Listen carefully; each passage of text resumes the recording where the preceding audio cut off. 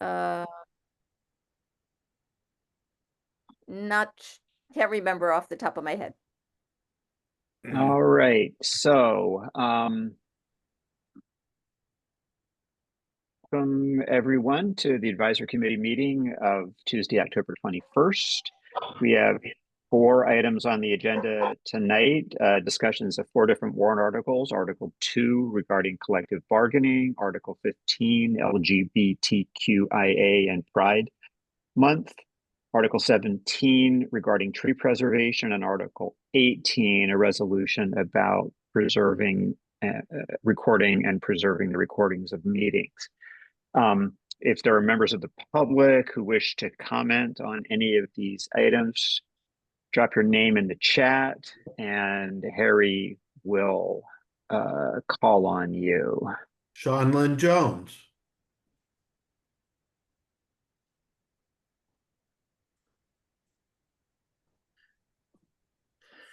Thank you very much. I have a very brief comment on Article 17. Substantively, it's great. The petitioners have devoted a lot of time, so has town staff, and I have no substantive objections. I just want to help out the advisory committee here by cleaning up a couple of little things in the text of the article as posted in the agenda packet for this meeting.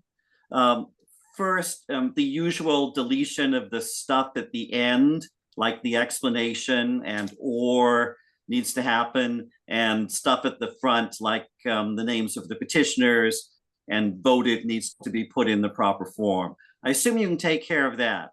I also think that Jack Schleifer's title is not urban forest manager, but urban forestry manager. At least that's what he uses in his email. And it's currently forest, not forestry, in operative paragraph 7. So let's put the tree back in forestry and fix that typo. But the bigger typo seems to be in operative paragraph 3. If you look at the third sentence, it's not really a complete sentence. It seems to be missing a verb. The existing conditions plan, along with their condition and rationale for removal, and reviewed with the design review committee and the public at a public meeting. Okay. Can I interrupt for a second, Sean? Because that looks to me like it should be entirely removed as a scrivener's error because of the next paragraph which follows. I believe so, although it also could be redundant with the sentence that precedes it. Right. I mean, I was going to ask during the discussion whether that was just a scrivener's error. I'm sorry to interrupt. To point it out now before it got to town meeting, and you know, the usual confusion might ensue. And so I have to go to another meeting. I leave it to you to resolve these weighty issues, but I wanted to help you clean up the language here. It may be that in the second sentence of that paragraph 3, if existing conditions were inserted between the and the plan, that would make things clear, and then you could delete the third sentence. But that's all I have to say. You know, I hope that there's unanimous agreement for this article at the advisory committee, everywhere else, and in town meeting, because it really has been, you know, reflects a lot of work by the petitioners, and you know, an important problem is being addressed here, and town staff has been deeply involved and is on the same page. So we might really have a true consensus. Thank you for listening. So thank you, Sean. The first 2 things that you mentioned are routine part of the cleanup that we do as part of publishing. The question about the title and the other we'll try to resolve during the discussion. It's not the first time that there's been a typo in this job title, but you know, I did double check with the emails that the urban forestry manager is sending, and that's how he lists his title as forestry. He also just passed his, you know, license exam too, to become an official, you know, arborist tree warden, you know, person, which is great, good news. And so At some point, you'll hear from Jack Schleifer about that, but I just came from the tree planting committee where he announced that, information. Thank you. Right. Thank you, Mr. Lynn Jones. Before we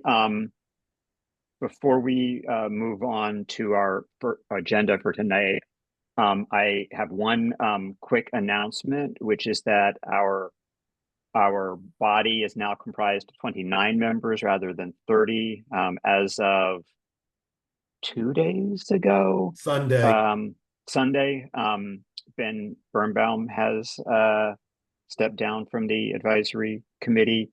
And, despite the fact that I offered to give him back his bottle of, Knob Creek whiskey, it wasn't enough. So, so the moderator has made no announcement of his intentions with what to do with that extra spot, but we'll keep you posted when we know, and we will. By the time the spring budget season rolls around, we will clearly want to find another person to add onto the schools subcommittee. So, keep your eyes and ears open, I guess. So let's move on to warrant article 2. Chris, are you going to present that? I think Harry Bors did the write-up, so he should Harry present. Bors, Sure, right. you go I should ahead. bear the brunt of it, right? Okay. This is Yeah. Harry's night. All right. I'm going to point out that Ann Hesbraga is here with us this evening, and so I won't go into excruciating detail.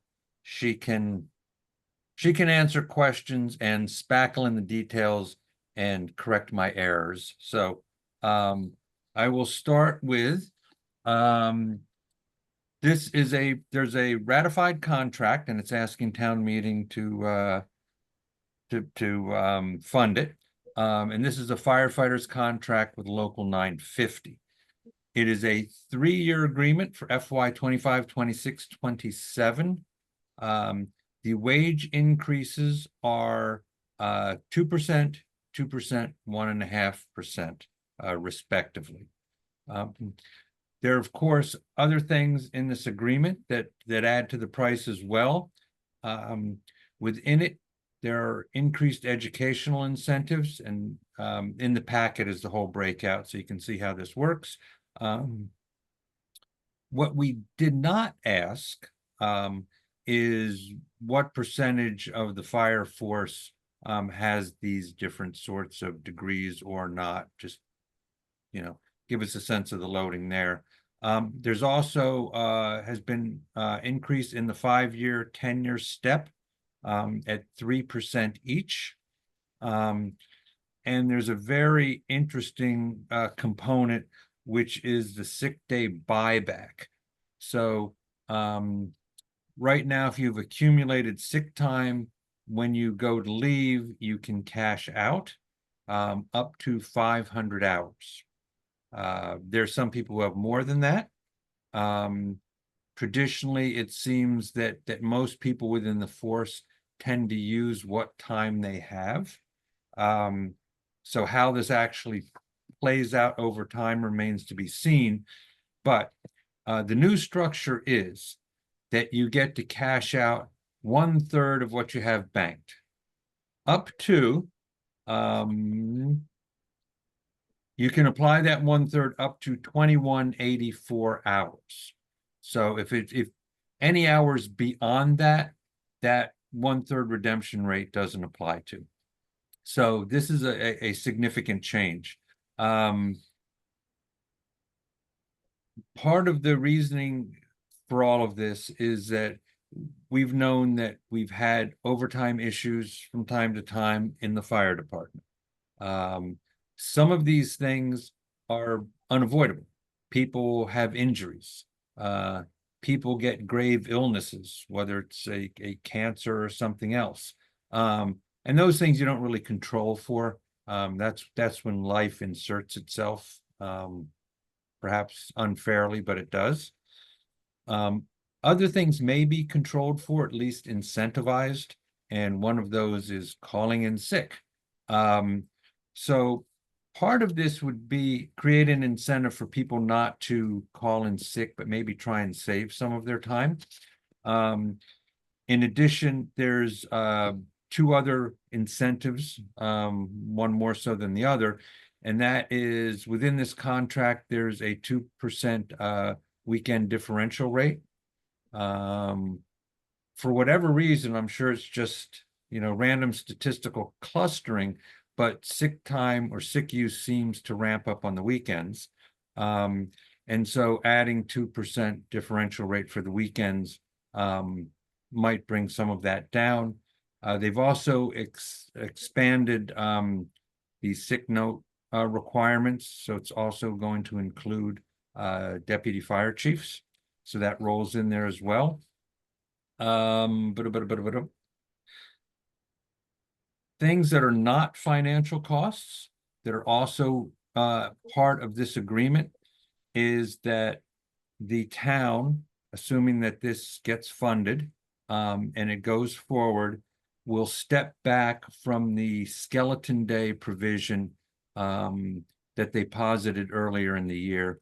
If you'll recall, they were looking at the cost of overtime, the financial stress on the town, which is significant and touches everything, and looked at there may be times when we are, say, summer months, you can move around easier, and people are calling in sick, that we may change how we staff the fire apparatus. And this was not something that was well embraced by the union, as you can understand. So the town will step back from that. And on the union side, they will give up some of the grievances that they now have pending. So those are just sort of add-on items that are part of this. I think that's pretty much it. When we looked at this, we were struck that this agreement is both reasoned and reasonable. I suppose to a certain extent, this is sort of a 3-year experiment to see if any of these incentives work toward holding down overtime costs. We will know. Time will tell, and hopefully we don't get back to the point where we're grappling with that, or that the town feels that it wants to reintroduce the skeleton manning again. But that would not be part of this 3-year agreement. The town has agreed to step back, and I will leave it to other members of the subcommittee or Ann Braga to fill in any details or make corrections. Ms. Braga, do you have anything to add to that report? I know you'll be available for questions, of course. For Ann Braga, HR Director for the town of Brookline. Harry got to most of it. One thing I will just clarify is that skeleton days is not the same as the flexible staffing that we talked about in the spring. And that skeleton days was a provision that was added to the fire contract in 1971. And it provided that if other town employees were told that they did not have to report to work, so think COVID, snow day, that kind of thing, that the union would get an additional either day's pay or a day off. And since it hasn't been implemented since 1971 and the original need for it, given the current work environment has changed, that was one of the things we asked to have removed. And Harry, to answer your question, because I looked this up from our previous meeting, of our 150 or so firefighters, 75 have some sort of continuing education post-high school. 5 have sort of shorthand taken a few classes, but are no longer pursuing actively an associate's or a bachelor's. We have 47 with bachelor's degrees and 22 with associate's degrees. So it's a lower percentage than if you look at police officers on the other side. Okay, still about half. Right, and they are, as we discussed, they have to be degrees related to firefighting and not like, as sort of the commentary was around, it's not basket weaving. Great, questions or anybody from the subcommittee want to add anything before we go to questions or comments from the full body? The only thing I'd add is, it's estimated that the total rollout cost over the 3 years for this is $4,827 and, 800, I mean, $4,827,894. And just a note that 2.3 million of that will be back Marco end. Bear, would you on, mind doing me a favor? Could you bring Just a note that $2.3 million of that 4.8 is back end loaded as effective on the 30th of June, 2027. So it will actually kick into gear and cost in fiscal 28.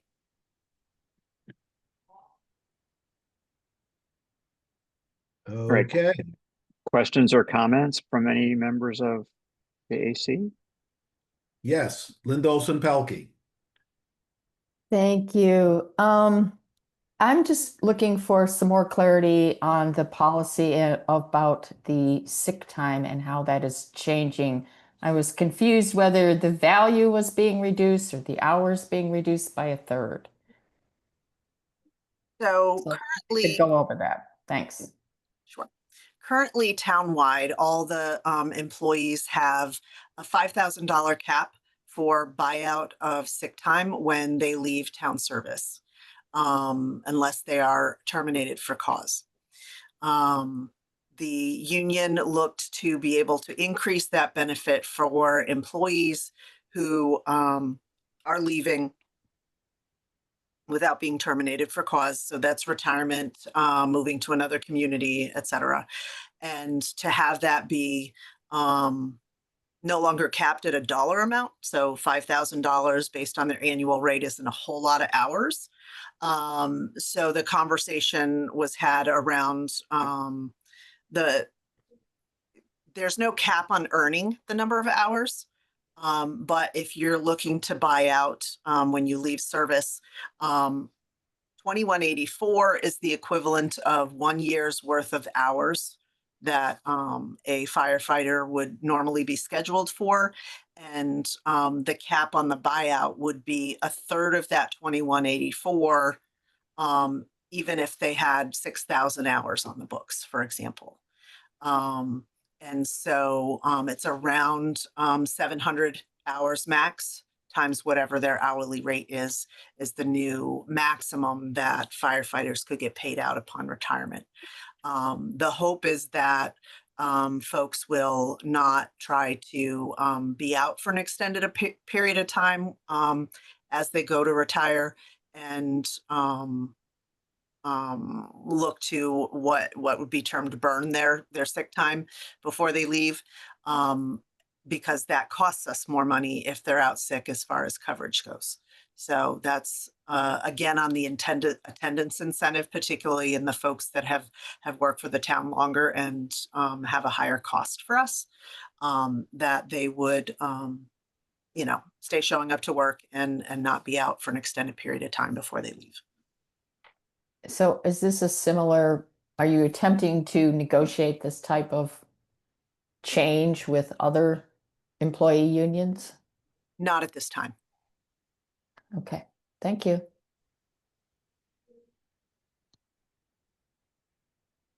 I think Harry just Al- said Alec Lebovitz. Yes. Thank you, Harry and Dennis.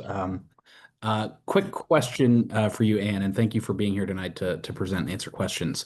I wanted to follow up a little bit about the weekend shift differential. Sure. We had a long conversation about this back in July when we were considering a reserve fund transfer for fire department overtime funding. At that time, I think it was at least my impression that the shift differential may have been rolled out at the beginning of fiscal year 26. Is that the case? We did not have a settled contract that was funded by town meetings, so we could not roll that out.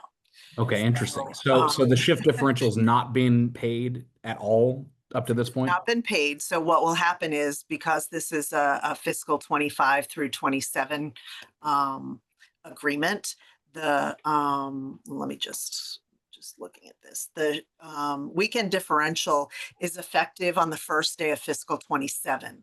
So it would be July of next year that this would start. So there'd be no retro on this. The retros for employees, assuming this passes at town meeting in November, would only be the 2% for fiscal 25 and the 2% for fiscal 26. And obviously that's a half-year retro. The other items, as I said, are all back-end loaded, either into fiscal 27 or on the last day of fiscal 27, in the hopes that we could give ourselves more lead time to sort of manage the fiscal nuances of the situation, we find ourselves in. Okay, thank you for that. I will just flag that, at our conversation around the reserve fund transfer, one of the things that we talked at length with Charlie Young about was the fact that this shift differential was the town's effort to control the growth in overtime costs by reducing the need for OT shifts from fire department employees calling out on the weekends. And at that meeting, we had actually, maybe it may have just been me, but I would guess that others were under the misapprehension that some form of that differential had already been rolled out, because we had actually requested that Charlie come back this December to give us an update on trends in overtime utilization given the rollout of the shift differential. So that may represent just a miscommunication between the town and the advisory committee, or I may have just been personally under a misapprehension. But I did just want to flag that because I think we did discuss that at length back in July, and we are hopeful that this will be a good tool for us to use to reduce overtime cost growth. I'll just say we're looking forward to seeing how impactful this will be in FY27. And I think we'd like updates on the progress there in reducing OT utilization going forward. So one of the things that we talked about is, yes, this is a cash incentive to have people not call out on the weekends. One of the commitments that the union gave us was to work to the best of their ability to work with their members to be like, listen, the folks who end up on what we call in HR is end up on sick notes because they've been out more than the attendance policy allows, that the union will be working with members to be like, basically to tell them to cut it out. That taking the single days on a sunny Friday, a sunny Saturday, or, if they're ski folks on a snowy Friday and Saturday to go skiing. I'm a beach person, so, calling out sick on a snow day just isn't my thing. But, working with the members for them to understand that this is part and parcel of the, the labor management relationship that, folks need to show up to work. Firefighters are scheduled to work 92 days a year out of 365. And that's, the schedule that they have and that they signed up for. And the goal is that they're, aside from their contractual leave time, that they're coming in when they're scheduled to work. Thank you.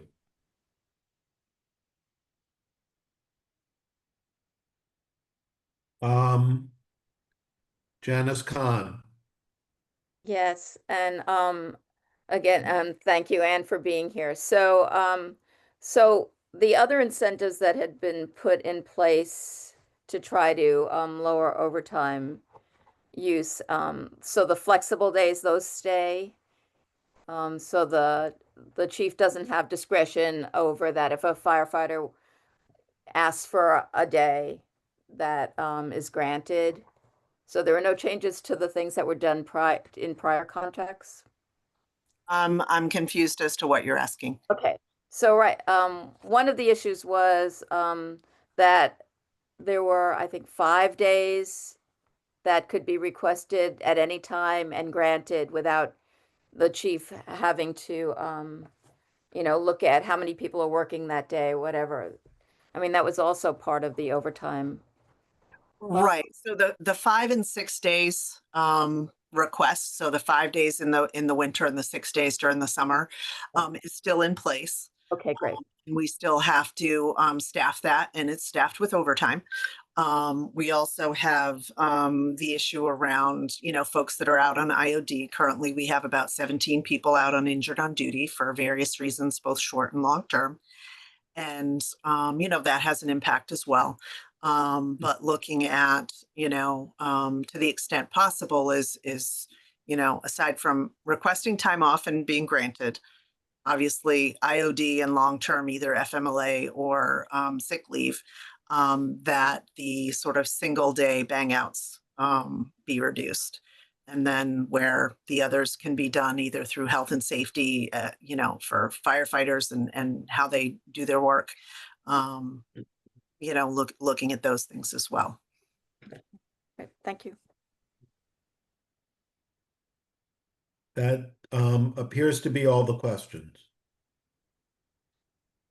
All right, then I think we're ready for a motion from the subcommittee, Harry. Sure, we would move favorable action on funding this contract as presented.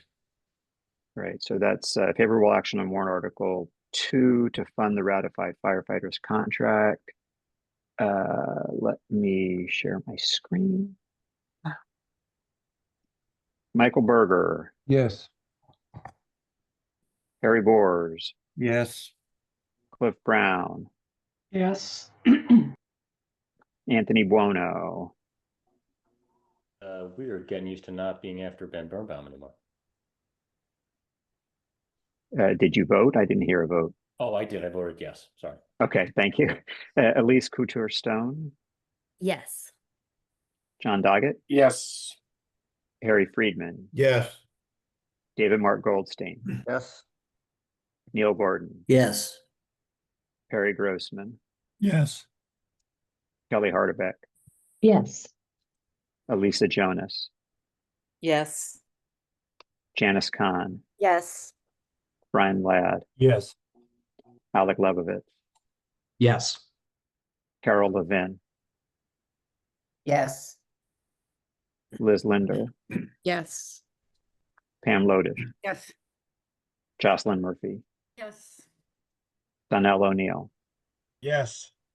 Linda Olson Pelkey, Yes. Fran Perler, Yes. David Pollock, Yes. Carlos Ridwejo.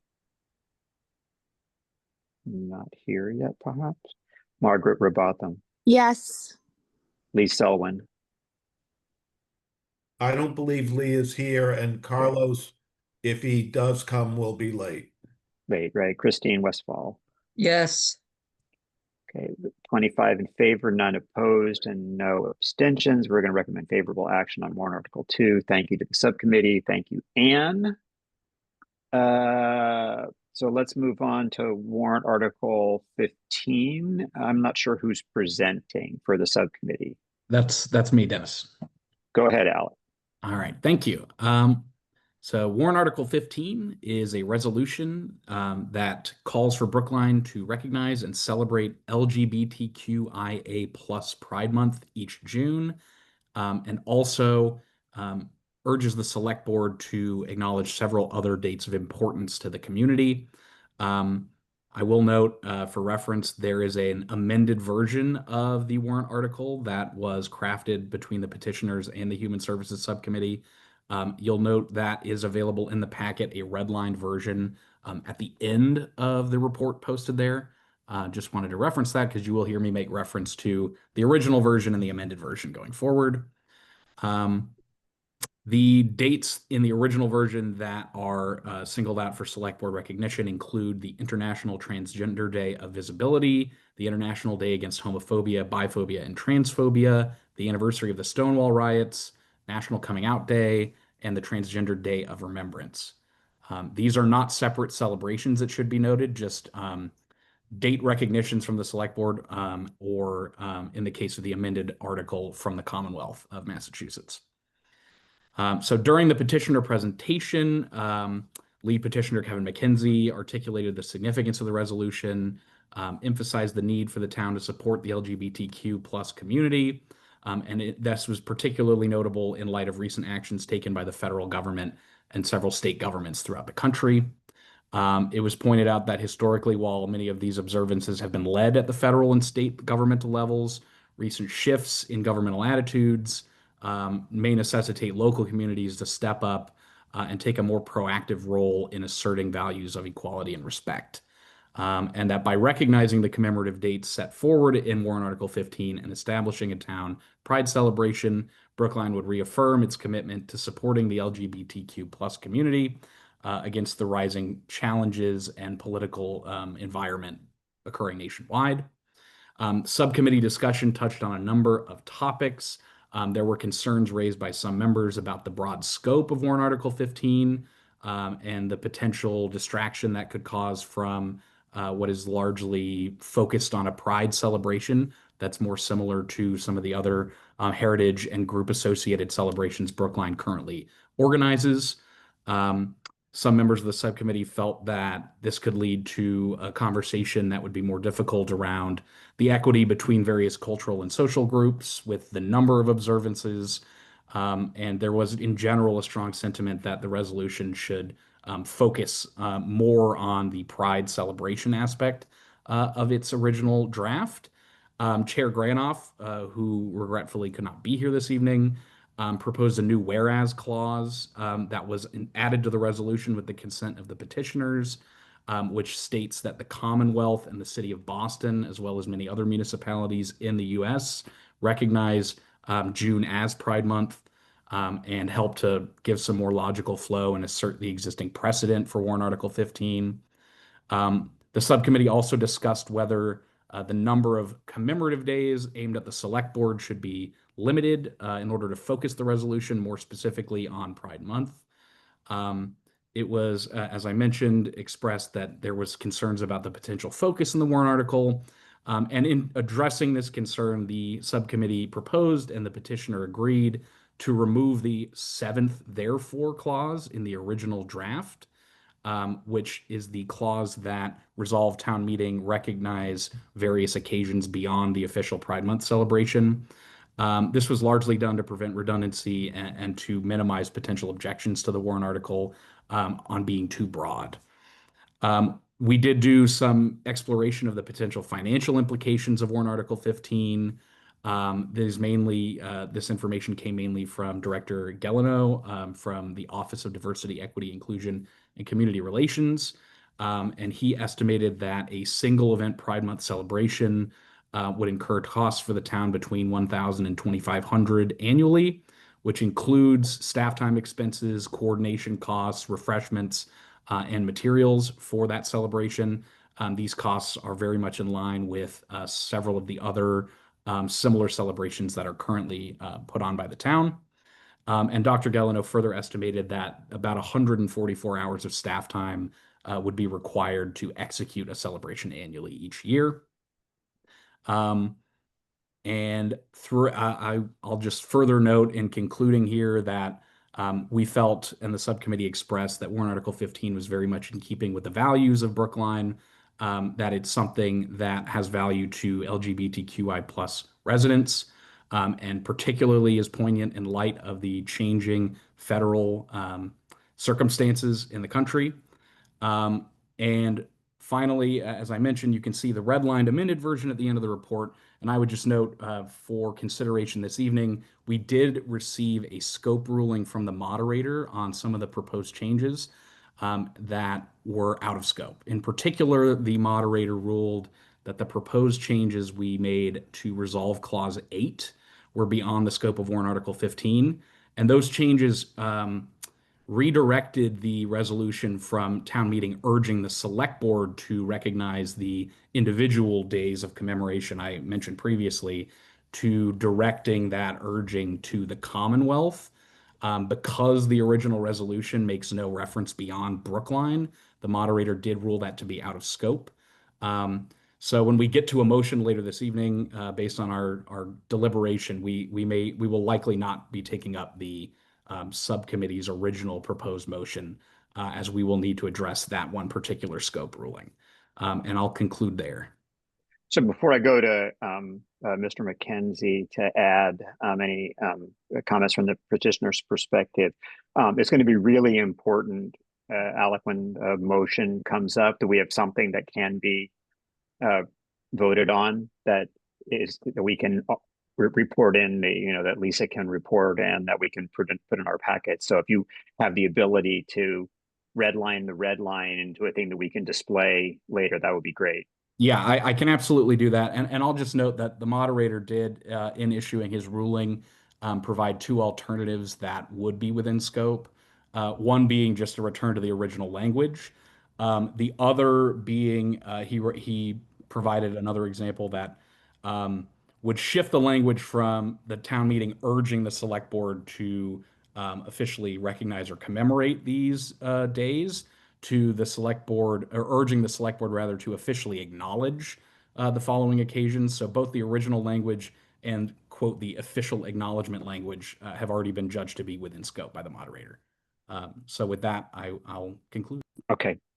All right, Kevin, if you have anything you'd like to add, this would be a great time to do Yes, I so. do. And I'll just note that I believe one of my co-petitioners, Bitsy Perlman, town meeting member, precinct 6, is here. So if it's okay if they add on after I finish.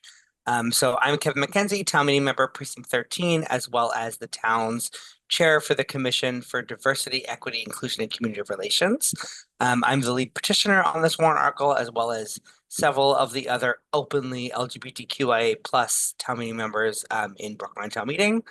One of the things I will note is I'm deeply appreciative of the advisory committee subcommittee's support and partnership on working to amend warrant article 15, and there are elements of it that I still do, and my co-petitioner and I believe are still friendly amendments. And also just best practices, whether that's changing the language, the wording from past resolutions that would say, make statements to town meeting urges things to just be most in practice with what authority town meeting actually has. And when it comes to those additional dates of commemoration, I personally feel, and I believe several of my co-petitioners as well, feel it is important that that town meeting, again, in the absence of federal leadership, still, and as we continue to see different state governments throughout the country, sort of undo those days as well. And so again, just Alec stated those, I'm not going to restate all of them. There are several of them.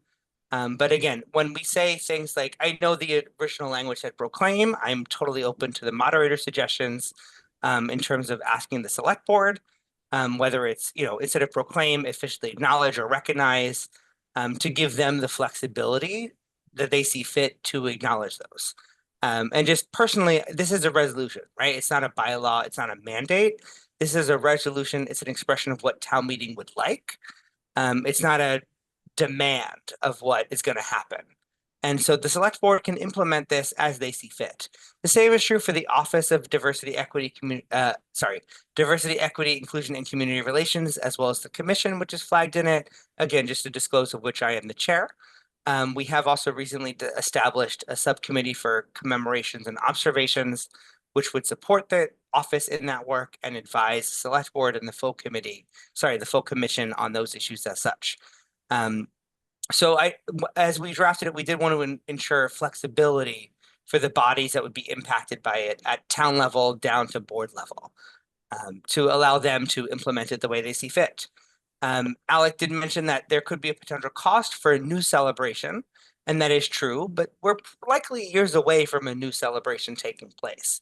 Those take years of planning, expertise, collaboration. But what Brookline does have at the moment is sort of a hodgepodge of events that take place during LGBTQIA Pride Month that different town bodies or departments sponsor, whether that's the Public Works Department in conjunction with the school department to paint crosswalks outside different elementary schools each year, or whether it's the programming the library does. ODEICR has promoted that, but there, again, hasn't been that sort of centralized town celebration. So in the interim, a way that could be celebrated is just, I don't know if any of you had seen, and I shared it with the town meeting member reserve. I believe all of you are on it as AC members. I'm sorry I'm taking up so much of your time. I apologize. They shared an infographic of all the different events during Indigenous Peoples Day month happening on different days beyond just the town celebration. A Pride Month celebration could just be sort of a centralized poster highlighting those existing events. It could be the aspiration that we one day work towards a family-friendly Pride Month celebration. the way that the resolution is written, because again, it's a resolution, right? It's not a mandate. It's not a bylaw saying that this has to happen. It's done to give those who will make those decisions the flexibility to do that. And that includes the select board when it comes to acknowledging those different days and months of significance of the LGBTQI community, whether that be International Transgender Day Visibility or whether it be National Coming Out Day. Some different municipalities, specifically in the south of the country, will celebrate Pride instead of over the summer when the weather's more aggressive. Will actually have their Pride Month, or not sort of their Pride Month, but with their Pride parades in October because the weather is friendlier. Other places like Philadelphia, for example, will have National Coming Out Day sort of festivals that weekend. So there's options. But again, as Alex said, it's not calling for a different event for each of those dates. It's calling for the select board. And again, I know the original language said proclaim, and I really appreciated the subcommittee offering different suggestions. And again, I was personally willing to change to the state level. The moderator ruled out of scope. So I prefer to see it transfer to the select board now. However, they would like to acknowledge it, whether that be an announcement by a member at the beginning of a meeting, the week of, or the month of, whether that be something posted on the town calendar, where different events are happening. That this date is this thing, or whether that be the town social media accounts posting a certain thing, or whoever is in charge of or helps the town administrator with his newsletter acknowledging certain dates of observance. So part of the intention is to allow maximum flexibility for those who are responsible for, again, quote unquote, implementing something that, again, it's not a mandate, but a resolution. And the commission that I chair, the CDICR, our acronym changes every now and again, but CDICR, as it's been called, an advisory committee. We're here to support whether it's the select board, whether it's the town, whether it's anybody else, in ensuring that this gets implemented the way that they would like to see it implemented too.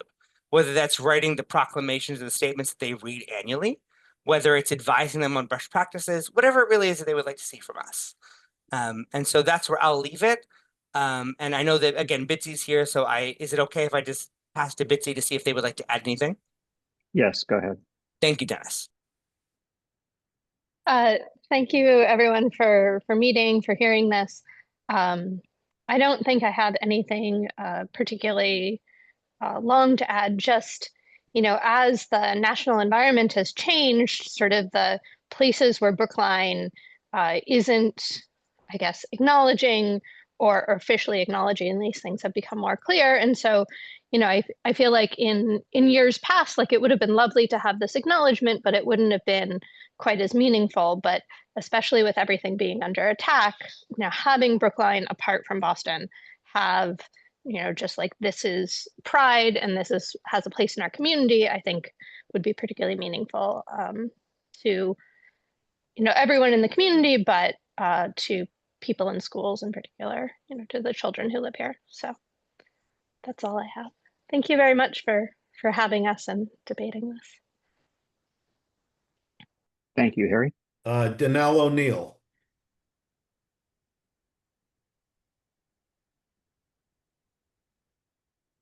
Thank you, Harry. And thank you for putting forth this resolution, Kevin. So just a couple of things. I have a question. Just wanted a quick comment, Harry. I'm sorry. So it's tough every February to even have the select board members read out the names of the enslaved in Brookline. So down to the statements and all that, it's going to be difficult for the select board to do that unless they're prompted. So I will say that, or unless somebody from the community recognizes it during like a select board meeting or something like that. I had a question about and I asked this during the subcommittee meeting of where the bucket of money, the $1,000 to $2,500 would actually come from. Someone mentioned fundraising. Have that community looked into doing some fundraising and things like that. So I mean, resolutions you know, some resolutions cost money, obviously. And so there has to be a bucket of money for where it comes from. So I just want to know if there's any ideas of where that little bucket of money would come from. That's all. Thank you.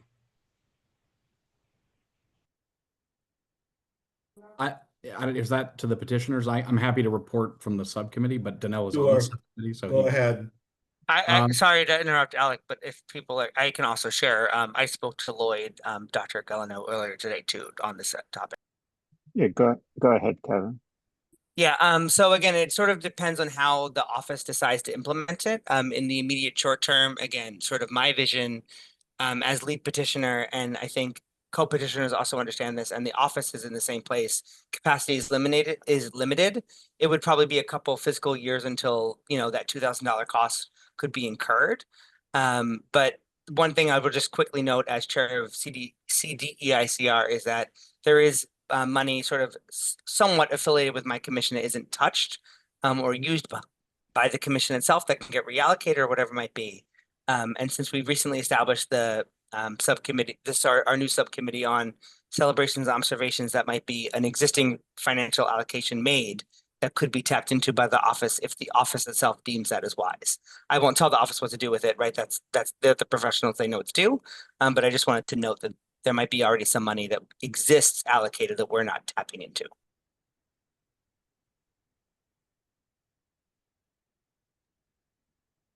Yeah, I guess I'm all right. Thank you, Harry. Thank you, Danell. Elise Couture Stone.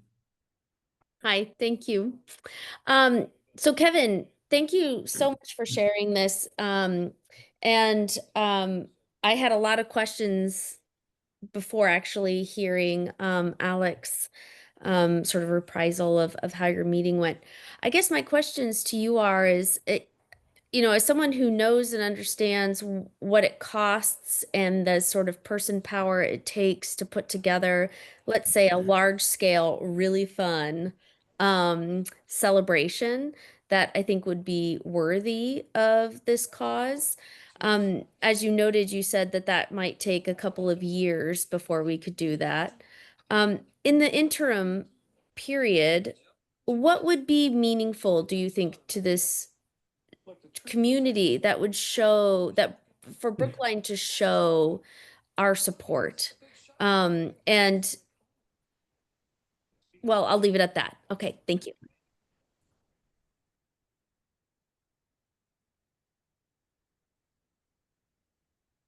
Sorry, was that a question for me as lead petitioner at least? Yes.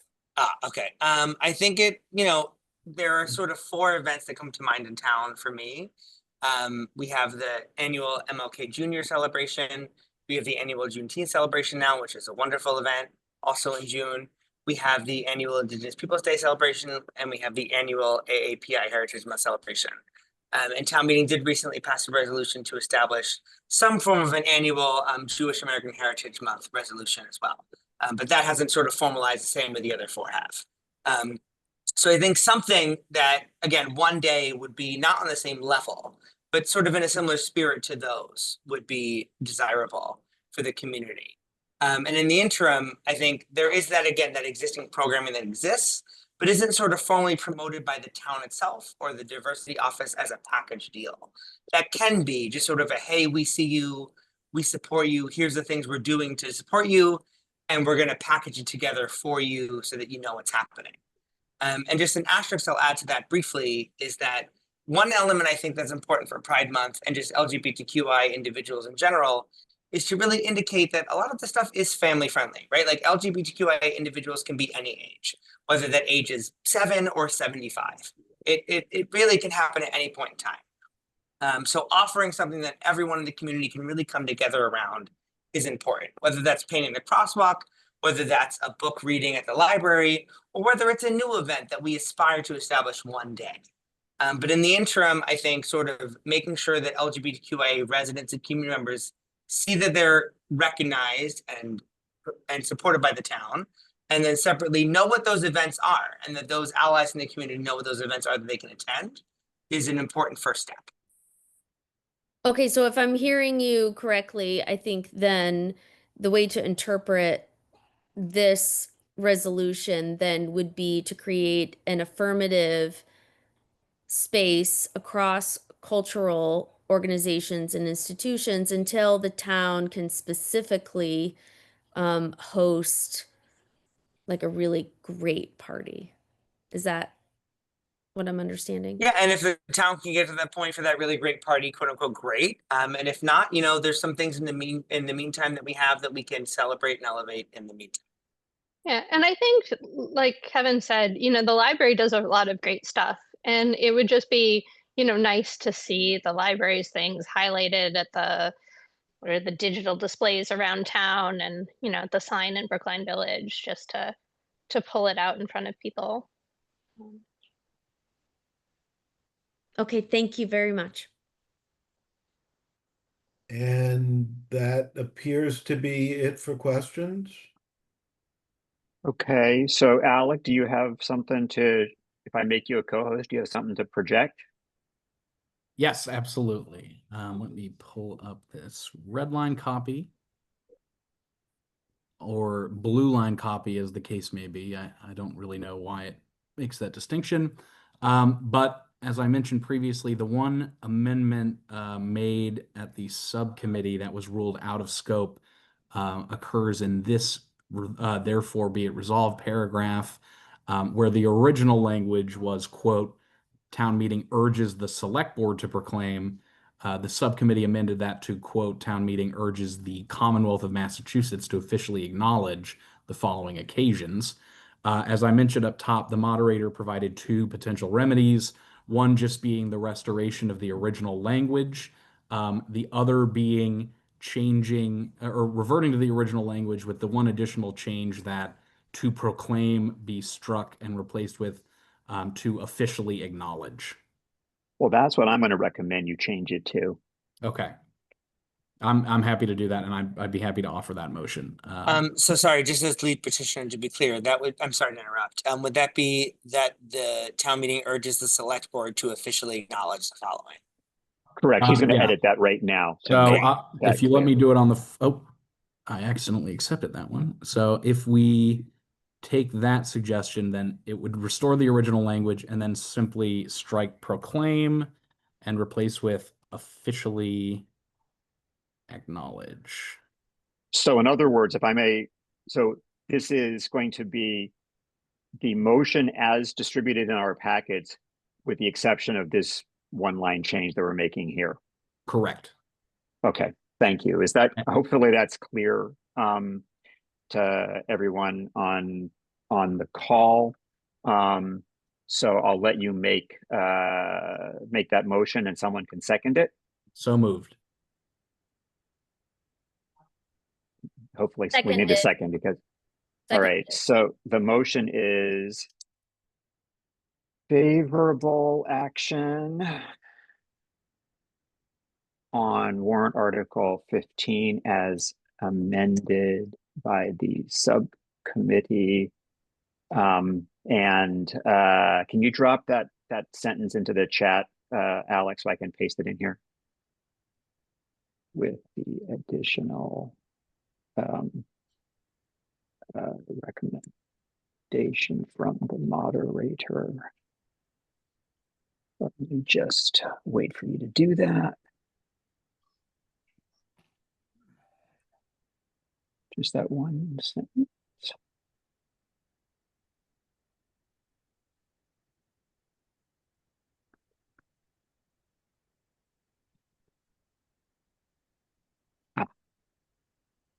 Okay, thank you. I'm just gonna copy that, put it in here to change. And what that was bullet point. What paragraph number was that? It's 8 in the original draft. It is 7 in the amended version. So that would be in therefore clause 7 in warrant article 15 as amended. Clause 7(2). Okay, all right. Thank you so much for the waiting. So it's favorable action on warrant article 15 as amended by the subcommittee, with the additional recommendation from the moderator to change the language and therefore clause 7 to, quote, that town meeting urges the select board to officially acknowledge. And it was seconded. And we will now go to our voting. Michael, Yes. Harry B, Yes. Cliff, Abstain. Anthony, Yes. Elise, Yes. John, Abstain. Harry F, Yes. David Mark, Yes. Neil, Yes. Perry, Yes. Kelly, Yes. Elisa, Yes. Janice, Yes. Brian, Yes.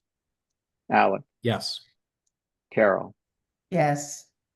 Liz, Yes. Pam, Yes. Jocelyn. Maybe Jocelyn has stepped away. Right, Donnell, Abstain. Linda, Yes. Fran, Yes. David, Yes. Margaret, Yes. Christine. Yes. I assume Carlos has not arrived yet, Harry? Carlos has not arrived. Jocelyn is I'm here. here. Sorry, I couldn't get my audio to work. I am voting yes. Okay, thank you. All right, so by a vote of 22 in favor with none opposed and 3 abstentions, we're going to recommend favorable action on warrant Article 15 as has been amended. Thank you very much to the subcommittee for all the work. Thank you to Mr. McKenzie and to Mix Perlman. And if we can move on to warrant article, well, we can move on to warrant article 17 if there's someone from the subcommittee who's prepared to present. I thought it was going to be Carlos, but he's not here. Are you prepared, Carol, or should we move on to warrant article 18 on the off chance that Carlos will be here? I'd appreciate it if you moved on, and then I'll do it if he doesn't show up after that. Okay. All right, let's move on to warrant article 18. Who's presenting that? Mr. Bors. Okay, warrant article 18 is a resolution, and it's a resolution regarding the recordings of public meetings.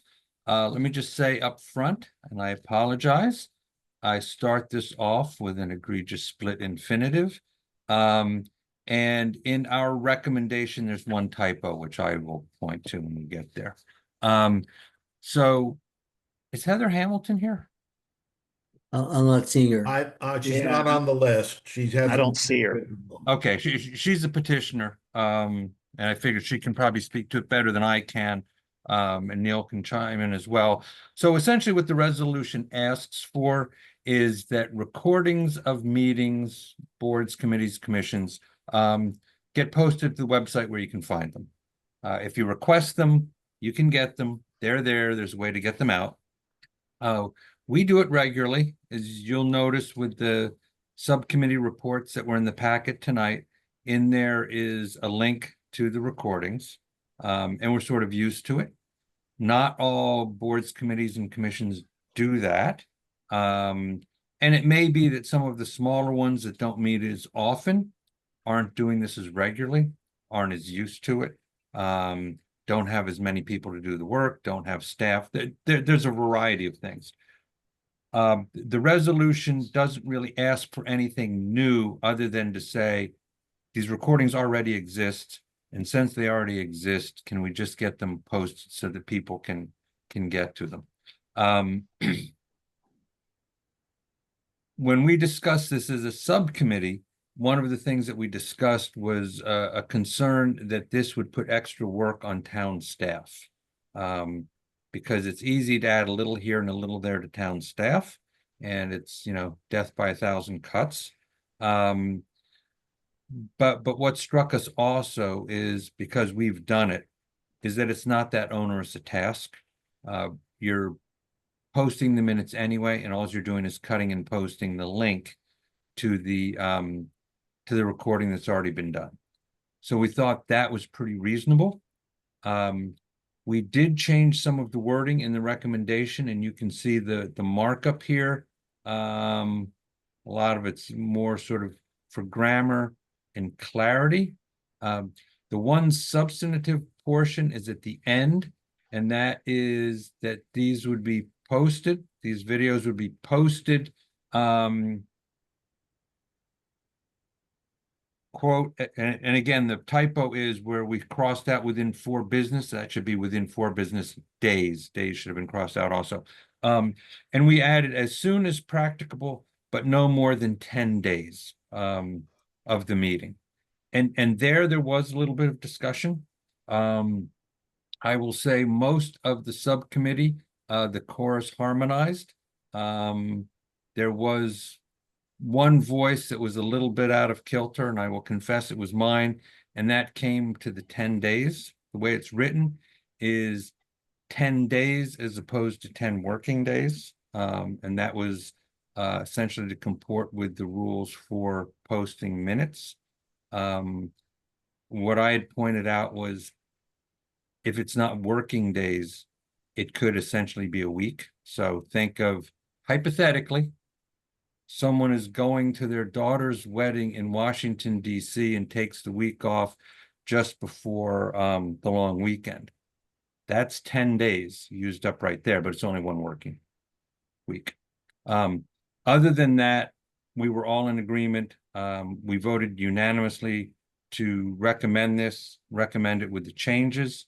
We don't think it is that hard to do. We suspect that once people get used to actually copying and pasting it into their minutes, they'll realize it's not that big a deal, and it really shouldn't put stress on town staff. And I think that's about it. If people on the subcommittee want to chime in their thoughts, and we also have the petitioner, Heather Hamilton, here. Ms. Hamilton, would you like to add anything? I know you came in the middle, but you can trust that despite the fact that Harry didn't mention how much he likes the word practicable, he gave a good summary of the article. Neil foisted it upon me. I trust Harry as a fellow precinct 3 representative. The only thing I would add is part of this I'm pushing because I really think the town needs to automate this. I frequently ask staff for the recording because I know it exists. And the problem with the current policy is you have to know that a recording exists and you have to know who to ask for it. And that's unfair. That's not in keeping with transparency. So Zoom has the recording. The admin account of the government Zoom has all of the recordings that have been uploaded to the cloud. The IT department just needs to automate this, and it's possible. So I'm pushing that. I'm also pushing that because I work at Big, and one of my initiatives that I took on because I feel very strongly about it is people need access. They need to be able to watch their local government in action. And so we're dedicated to downloading these meetings and putting them on our channels. And we can only do that if they're uploaded. I understand, the concern, and I definitely understand the concern about requiring staff to make these available, but these recordings are available an hour after the meeting concludes, and it is a copy and paste. And I really hope that the town does automate this so that it takes staff out of the equation altogether. Happy to answer any questions. Okay. Dennis, the first question goes to you. I actually have 2 questions. One, Heather, this is a leading question. You're very happy with how the advisory committee has complied with your requests for this so far, I hope. Yes, very. Okay.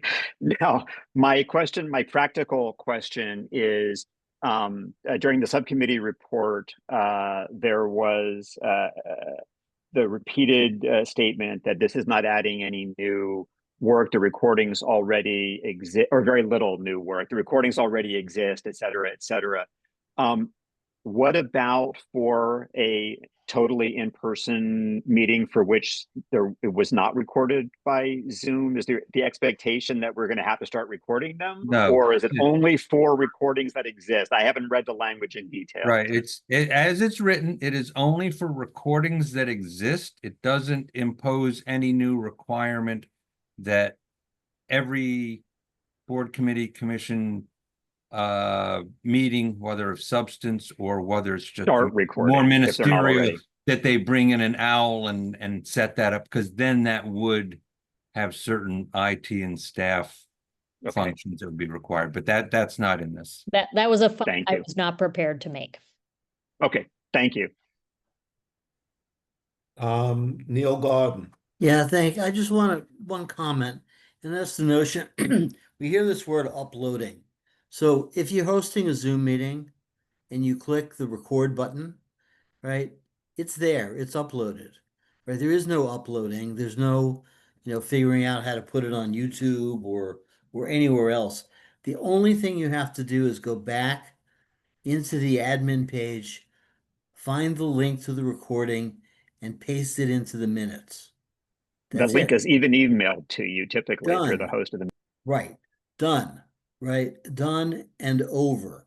It exists. And the only thing you're doing is moving it from behind the curtain to in front of the curtain. And it takes about that long to do it. There's no burden. If you can't do minutes, right, if you can't find the recording to do your minutes and you need staff help, right, that's the same help. But to actually put a link to the recording in the minutes, that's an exceedingly light lift. I think there is no burden. Yeah. There's no burden, there's no cost. I would also suggest the possibility that for some of these smaller committees that meet less often, don't do minutes as often, and I think all of us know when we go to write minutes, sometimes we agonize about how much to put in the minutes. They're supposed to be, relatively descriptive, but they're not transcripts either. And, you think, how much do I have to put in? How much don't I have to put in? These are going to be long minutes. Maybe I'll wait till the weekend to get it done. But if you're putting in a link to the recording, that can spackle in a lot of the detail that you may not have to, key in the verbiage. And maybe after people start doing it, it just may make them feel more inclined to get the minutes done quicker as well. Thank you. Perry Grossman. Yeah, thanks for this, Heather. I support it. I wanted to ask a question for us for AC. Sometimes I find that the reports or the minutes are not published until the meeting or even the afternoon, the day of or afternoon before our AC meeting. So sometimes I have a hard time being at work and commuting home and getting my reading done of the report. So I'm wondering if this is a question to AC, not the petitioner, but if we could get our subcommittee recordings posted somewhere before the minutes or the report comes out. And I'm wondering if it's that tracker would be the best place for this, the tracker that Lisa puts together, or if there's some other public place that these recordings could go when they're available. Thanks.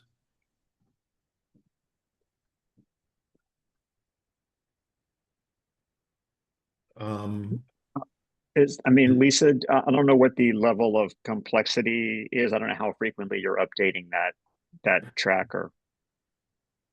I could certainly build that into, my day. I just would have to follow up after every subcommittee hearing and go to the 4 different Zoom accounts to find the correct one and just download the link, copy and paste the link. It sounds onerous, and it probably would be, but it's not impossible to do. Right. And I could in fact add it to that tracker. Perry, that's a really good idea. I could embed the link right in the subcommittee, listing when the meeting was held. I could certainly either add add a column there for for the recording, which would then make it accessible 24 hours after the hearing. Thanks. That would be great if it's possible, if it's not too much work. Appreciate it. Sure. Thank you. Elise. Hi, thank you.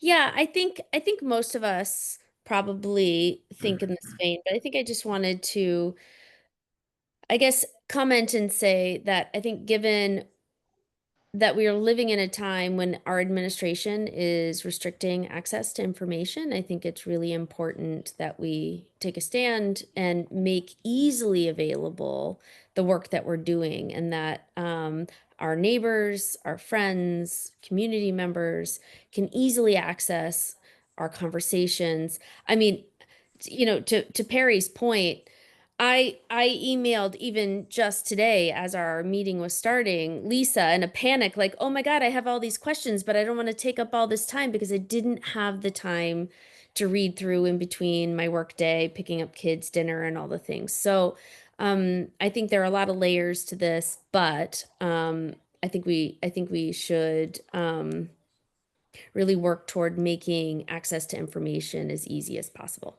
Thank you. David Pollock.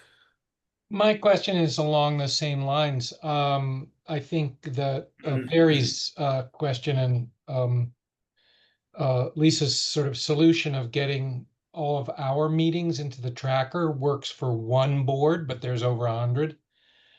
And I guess the obvious place for, and I imagine this might be where Heather's, excuse me, leading is automation, is that the links go back into the agenda center.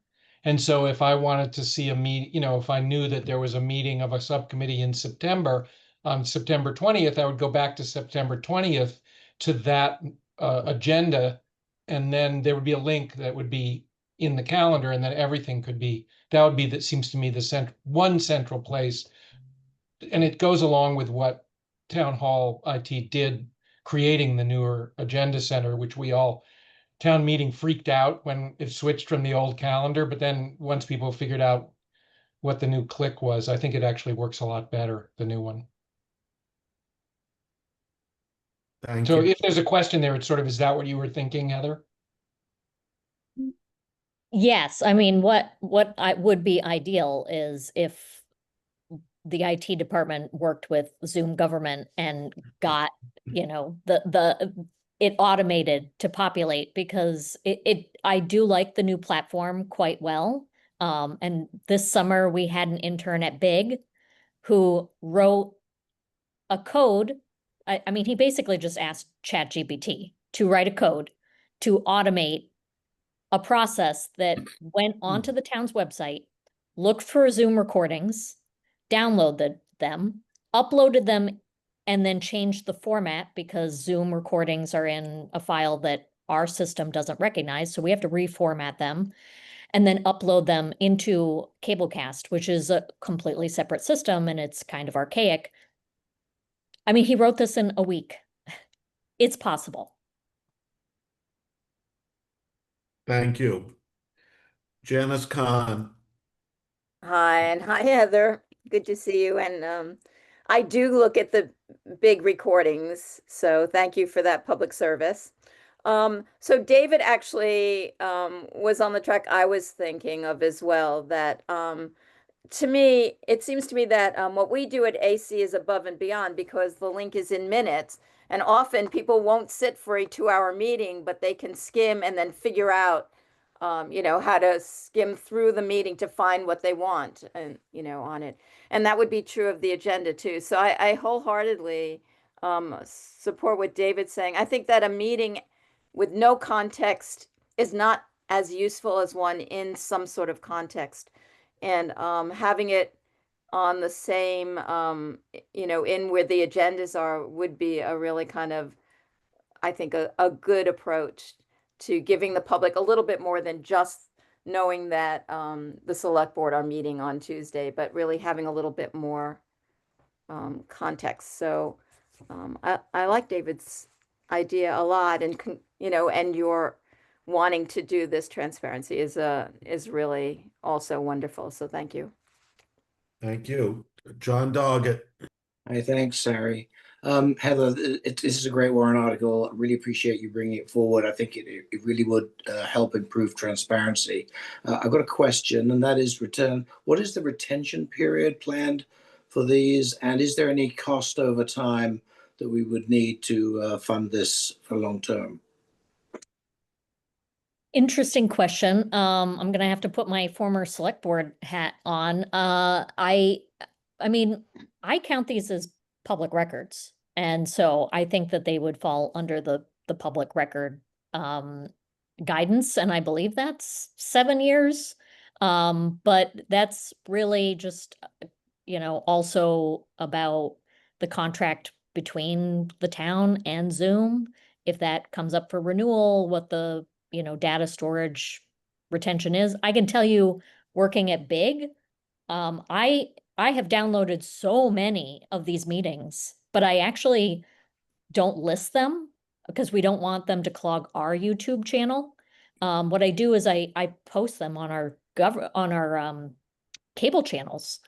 We have things dating back to 2010 still on our YouTube. So because of what we're doing on our side, we're acting kind of as a data retention as well for a lot of these meetings.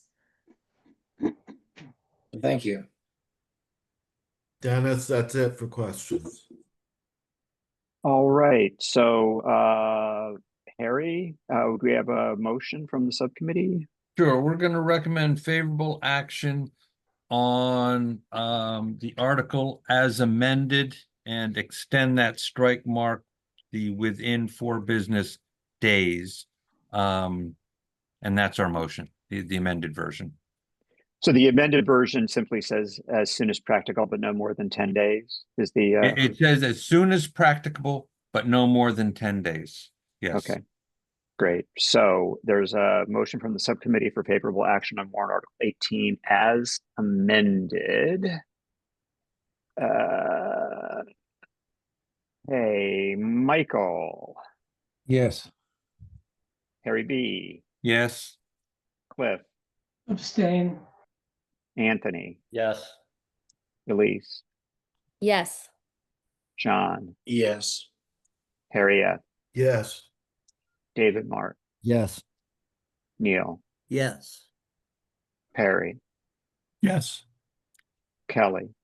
Yes. Elisa. Yes. Janice. Yes. Brian. Yes. Alec. Yes.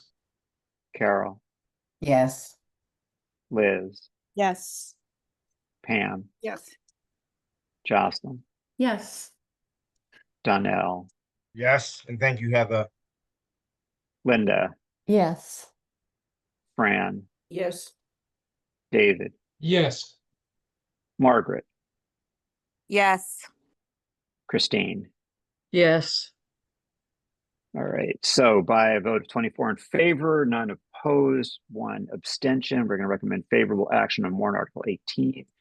Thank you to the subcommittee. Thank you, Heather.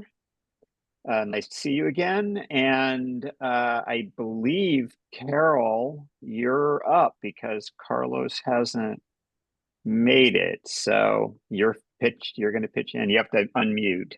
Brat. Okay. So warrant article 17 is a resolution regarding tree preservation practices. And this resolution applies to trees that aren't street trees or trees that aren't on private property that are covered by other town bylaws already. So we had 2 meetings about this, and after the first meeting, during the first meeting, it became clear that there was an opportunity for collaboration between the petitioners and DPW. And they took a week or 2 weeks, I believe it was, to collaborate and came up with the revised warrant article that you see before you, which basically sets out procedures for public notice if a heritage tree, which is a tree on public property that isn't a street tree, is in danger of being taken down. And it sets out procedure for an arborist review and for procedures for notification of the public. And both the petitioners and the DPW, though I'll let them speak for themselves, are very satisfied with this outcome and feel that it goes a long ways. And there is a meeting of the minds as to what best practices would be. And that's all I have to say. Okay, so for the petitioners, I see Karen, if you'd like to add anything to that report, go ahead. This would be a good opportunity. Hi, everyone. Thank you so much. Actually, don't have much to add here to answer any questions, if there are any, to sort of amplify what Carol was saying. It was really a wonderful opportunity to work with the Commissioner of Public Works and her team at the DPW. Phenomenal bunch of professionals, and I think we're all really happy with what we were able to put together as a group. All right, Harry.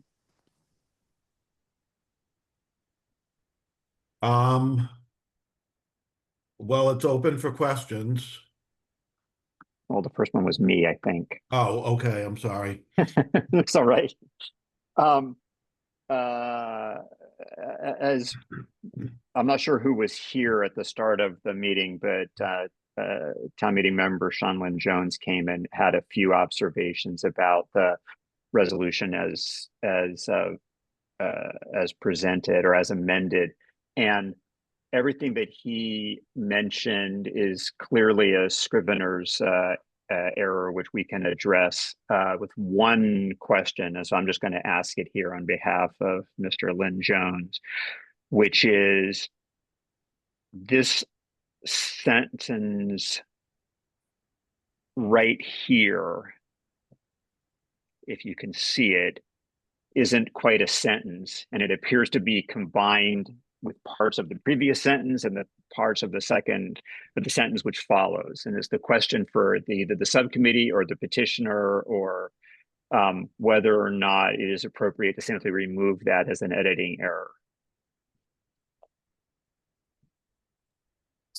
Sure, I can answer. I think there may have been some sort of administrative error on Sean's part. I actually have been rotating back and forth between the select board meeting as well and seeing Sean sort of overlap in Zoom. Those edits that he made didn't make it to my desk until this morning, and I had a full day. I can happily go back and review. Erin and I did do a lot of back and forth with the track changes of the various edits that we had made. I can go back through. I had told Sean I would check the minor error stuff. I have not had an opportunity to look at if it's a sentence or not a sentence yet. Well, we're going to be making a vote tonight. So all of the objections that Sean raised, the original ones are just are issues that I can assure you are completely within the realm of the normal cleanups that we do when we're producing a motion, which is to take out this language at the end that says or take any action relative thereto, and a few other cleanups. I'm not worried about that at all. The only thing I'm worried about is this sentence right here, which is just not a sentence. And so if there's any possibility can you read it out that we can for me, Dennis? Only can you not because see it? I'm on multiple devices, so the device that I'm looking at your meeting on is a smaller device. Could I It's simply assist, Dennis? Because I think it's Yes. just missing a couple words. So let me it's Karen, it's just sort of like an incomplete thought. Okay. But I think Erin, it looks to me like it is. It says the existing conditions plan along with their condition and rationale for removal, and that part is in the previous sentence, and the second part is in the sentence which follows. So it appears to me that it is redundant as part of a copy and paste. Exactly, because you have the following paragraph starts with the existing conditions plan, tree removal plan, and the tree planting plan shall all be made available, well, on the town's website. Now, this is And actually, and the and the trees- previous sentence says that it'll be reviewed with the design review committee and the public at a public meeting. at a So public meeting. Exactly. my sense is that what I have highlighted should simply be deleted, and there would be no loss of substance and significantly improved clarity. That is correct. It was rewritten to be, I think the intention was to be a little more clear as to what would be on the plans, and then it would be reviewed at a public meeting. Aaron, if you're Well- fine with it, then we're absolutely fine with it. I told Sean in an email first thing that, well, when I saw it, I said that, I really wanted to make sure that you guys were on board with it. And I didn't want to put a fire alarm on your side, in that I know you guys are so inundated with tons of things, and this is going to be protocol that you guys are putting in place. So if you're fine with changing the verbiage, then I'm completely fine with it. Again, in layman's terms, so that everyone's aware, the petitioners and the town are very much on the same page with the spirit of what we're trying to put in place here. And so if Aaron's fine with it, like, let's go with it and make the Right. changes. Right. I'm not trying to be any more overly pedantic. It just seems like it's an opportunity to clean it up. And I generally don't like editing by committee, but this seemed like an obvious Scrivener's problem. It's just a Scrivener's error. I think between the track changes back and forth, this was coming out because the previous sentence replaced Okay. it. So we will follow up with that as a Scrivener's error in the reporting. I think it's obvious what's happening there. Harry, if you want to go to other questions or comments. Margaret.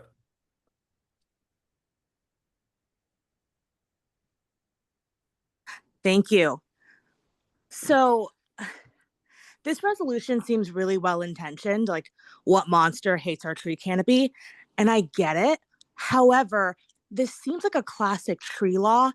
This will be familiar to anybody familiar with Ezra Klein's thesis in abundance. My concern is overregulation that prevents progress. Ultimately, our built environment is necessitated to change with our community. And so I want to know from you, how does this regulation prevent it from being another stick in the mud that prevents Brookline from changing over time as it may need to? And just for context, when I say tree law, I'm referring to environmental and legal regulations that are often well-intentioned, but generally hinder the progress they're meant to support, such as building green infrastructure, et cetera. Ms. Garrity, would you care to comment? Sure. I don't think that this would prohibit growth at all. As far as the question that you're asking, it really is meant to engage more people in stewardship of shared communal natural resources and to increase transparency of when change is occurring. Okay, so let's say, for example, it's like the Fisher Hill property right now, where there's a lot of conversations around what Brookline can do with that property. I've never been there, so I don't know what it looks like. For all intents and purposes, let's argue that there's a mature tree canopy there, and the determination is made to build a pool or senior housing or whatever the other options are for how that property can be used. If this resolution were to move forward, what would it look like for the town to use that property as passed by various committees and as passed by town meeting? What would this regulation mean for the team that is therefore responsible for developing that property? I think you're asking a very vague and a very specific question at the same time. I think that the true goal of this resolution is to put a value set in place and on paper. And again, the true goal of this resolution, the spirit of it, is to increase transparency that will then increase engagement of the community. The specific case that we cite in this resolution has to do with a tree in Monmouth Park that was almost taken down and then wasn't, and really got the neighborhood involved because of the the transparency that neighbors were able to track down of what was happening with the tree. This isn't meant to stop progress by any stretch of the means. If anything, it's really intended to engage more community members in stewardship of shared natural community resources. Commissioner, did you want to chime in? You had your hand up for a moment. I just was gonna provide a little more information just with that particular scenario. I think and Karen did a great job answering that question. But I think Margaret, in that particular situation, with this resolution, so there'd be a couple things. One is if a healthy tree was being removed as part of a major capital project, then we would be looking to mitigate that tree loss on site or in the general vicinity in accordance with the tree protection bylaw. So that would be piece one. And before it was removed, in accordance with this resolution, the tree would be posted with a notice that let people know that that particular tree was going to be removed and why. Okay, that's really helpful. Aaron, do you have like any insight into like materially how that would impact like operations to develop a space or to change something in Brookline? So an example would be like, let's look the one in Monmouth Park. Could you guys walk me through what the process looked like like in the past, and then what it would have looked like if this resolution were to pass? I'm trying to like visualize operationally what's different, and I'm not, it's not clear to me like what is actually happening with this piece of paper. Sure. Okay.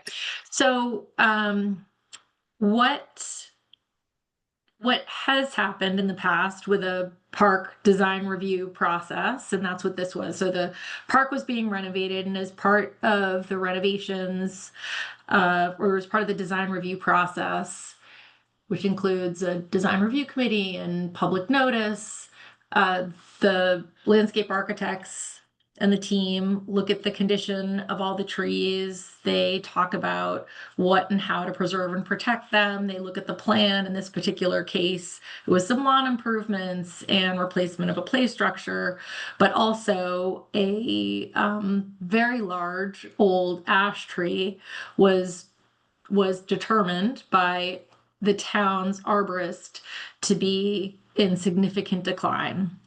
And it was discussed at these public design review committee meetings that the tree was being proposed for removal, the rationale for why, and it was communicated in several public meetings.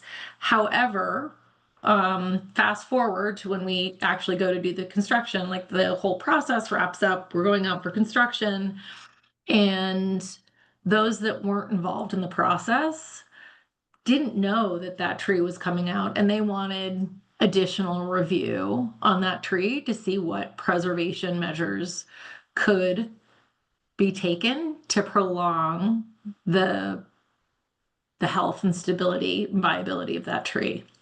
So what's being asked for here is, okay, when you do the design review processes, the conditions assessment, ultimately the meetings we're going to be actually talking about the trees and what's removal, pull all of those out from the deck so it's one piece, so that people can go to the park website and get all of the information about any removals, transplants, planting. It's called out, and that the trees will be posted with information if they're being proposed for removal, with a QR code so that people can go to that information and see it there. So I think the scenario here was sort of twofold, and I think we can also talk about risk assessments, and that's something, you know, a little bit different and more involved. But some folks wouldn't necessarily be part of the design review because they're like, it's a little playground. The folks that are going to use that are going to participate. But there actually was a component of that project that other folks in the neighborhood wanted to know about and felt that they should know about. And so this is an additional way for us to post trees, pull out information we know the community cares about and make it more accessible. And that may lead to more engagement and conversation about decisions that are being made. And in this case, and we also talked about third-party review. And so trees of a certain size, when we're looking at, we have a proposal from our certified arborists, and we have 2 certified arborists look at this, that we will bring in a third party to take a look at it, confer and work with our arborists to see if there are means and methods that would enable us to prolong the life of these trees and have a community conversation. Do you currently use the third party right now in your process, or no? Is that an additional cost? We often do use a third party for large trees, and here we're defining those as 32-inch or greater. So that has often been the case. It was not the case in this particular scenario as early as it would have been because we just had a change in staff. Okay, thank you. Alec Lebovitz. Thank you, Harry. I just had a couple quick questions. One, I was curious, as a matter of policy, does every town capital improvement project have an associated standing design review committee? Every parks and open space design review project does. So our projects do. And those would be the projects presumably most likely to have an impact on mature trees? Yes. I mean, there are school projects and there are other town ground projects as well that we're not part of those design processes always. Okay, because I am wondering if there's a potential for a scenario to arise where we have a, say, lower cost capital improvement project that doesn't have a design review committee and it does have an impact on mature trees. And with the current wording of this resolution, it's not necessarily clear that if that were the case, the new administrative procedures would allow for the full transparency and availability of public engagement on that process. So I'd be curious maybe to down the line confirm with other departments that they follow those same protocols to make sure that this procedure is effective across all departments. I was also curious, there's a mention in this new resolution about posting the 14-day notice on the town website. Has there been any thought given to where on the town website that would be posted? So the notice is actually posted on the tree itself. And I think, if I'm not mistaken, I believe the new language also includes and publication on the town website, including the rationale for removal. So I guess I'm curious if that would be hosted on DPW's page or elsewhere. Yeah. No, that's going to be on the DPW forestry, like parks and open space, forestry section. But these are, I mean, I think that, so there's the design review component, and then there will be trees that my arborists determine are hazardous and need to come out because they're in significant decline. They've reached the end of their, successful and effective life. They're looking at targets such as sidewalks, roads, tot lots. And those trees outside on our property, outside of the design review process, would still be posted with the rationale.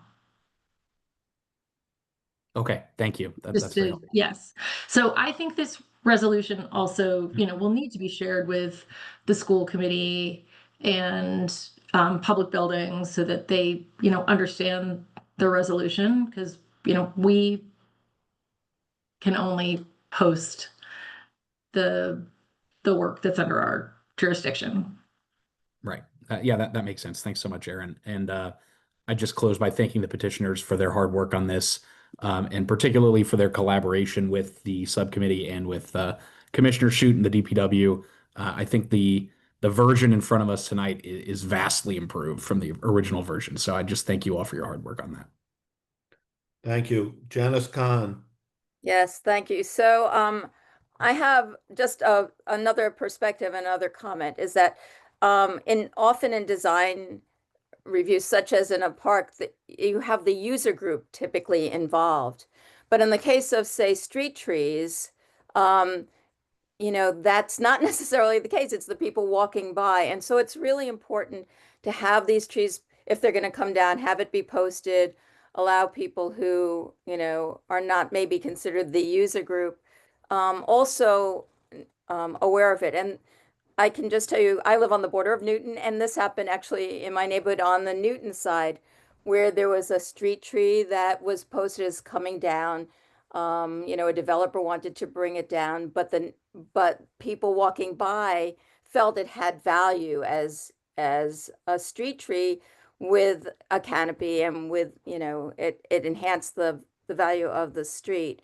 It did not, to respond to a little bit to Margaret, it did not prevent the development from happening. The development happened, but it also preserved the tree. And so it was really a kind of win-win. And I think that's really what we're aiming for here, is to come to a win-win. And so so just to give another sort of perspective on this, on the value of doing this resolution. And I thank the petitioners for working so well with the town and with the subcommittee as well, for this resolution. Thank you. Dennis, that's it for questions and comments. All right, so we're going to move to motion. Move that the advisory committee approve warrant article 17 as amended. So that's a motion for favorable action on warrant article 17 as amended, with a note when we're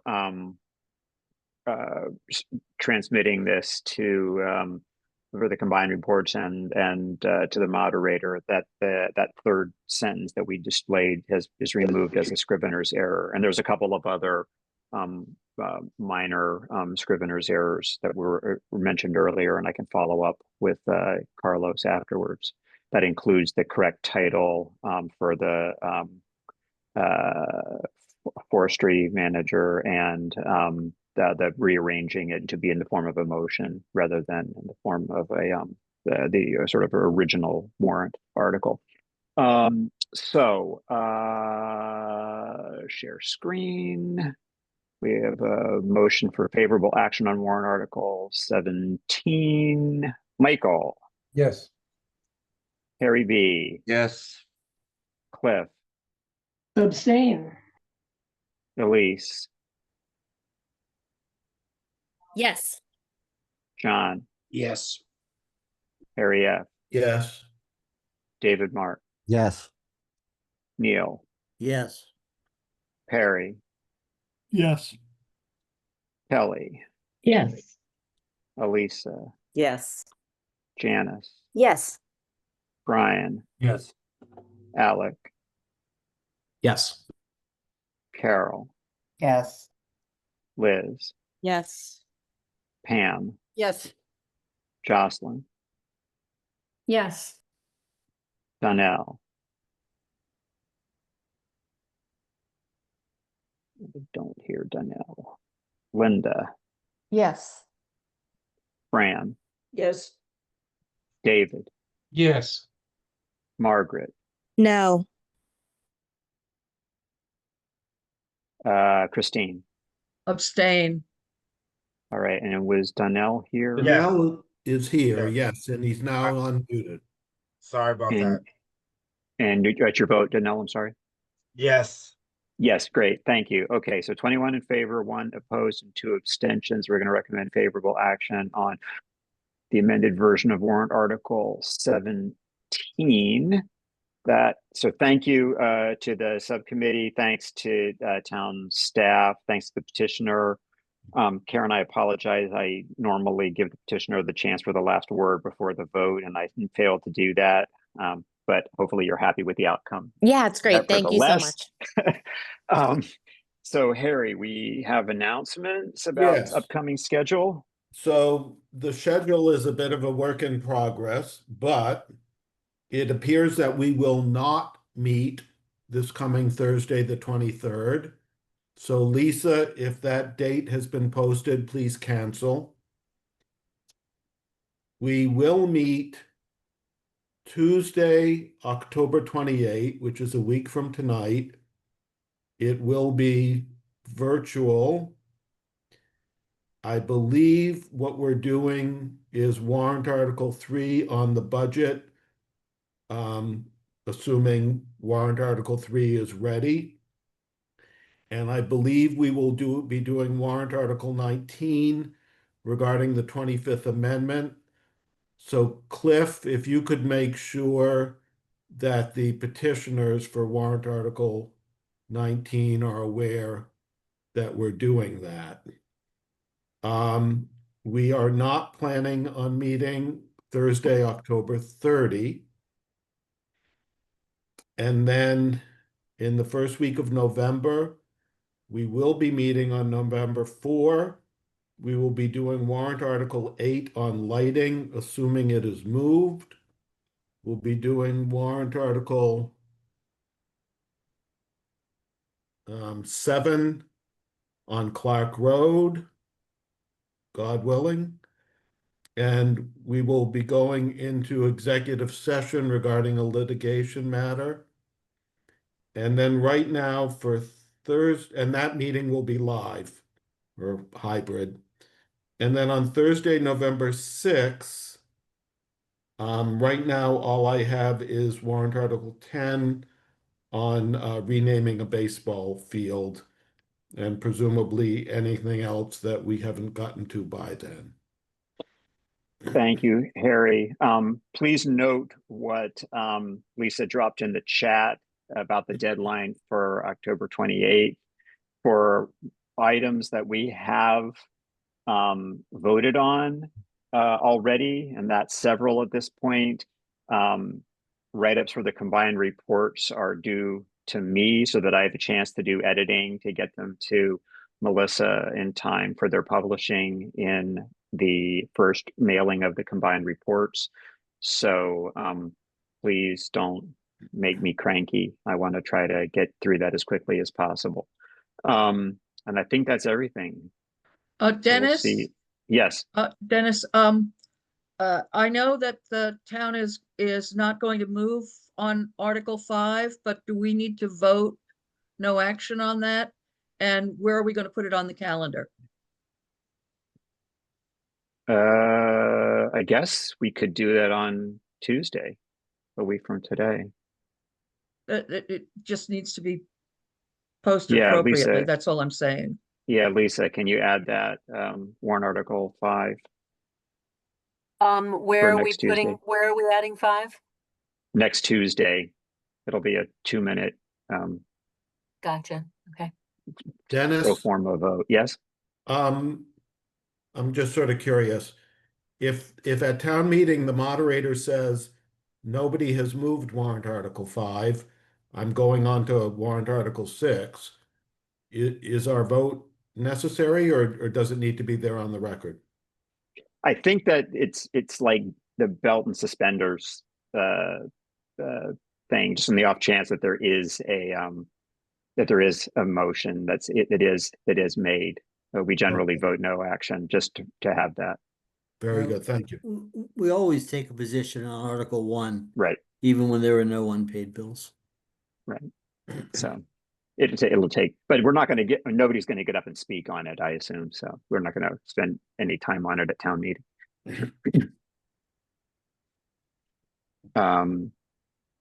All right, Carol, I will follow up with you and Carlos about the small Scrivener's changes to the article tonight. And then I think that's everything for this week. Dennis, I'll reach out to you about 7 and 8 scheduling. Okay, thank you. Yeah, can we do it tomorrow? Yeah. Okay, thanks. All right, goodbye. Good night. Good night.